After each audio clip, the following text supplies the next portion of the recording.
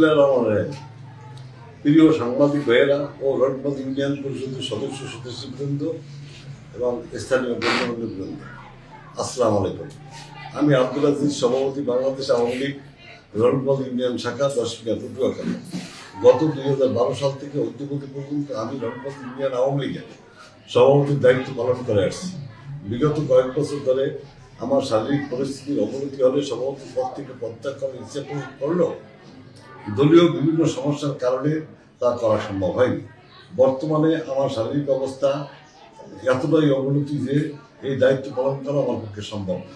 প্রিয় সাংবাদিক ভাইয়েরা, আজ আমি আপনাদেরকে সাথে নিয়ে এবং আমার ইউনিয়ন পরিষদের সদস্যবৃন্দ এবং গণ্যমান্য ব্যক্তিদেরকে সাথে নিয়ে বাংলাদেশ আওয়ামী লীগ পটুয়াখালী জেলার 10 উপজেলার 1 নং রণপদ ইউনিয়ন শাখার সভাপতি পদ থেকে প্রত্যাগ করলাম।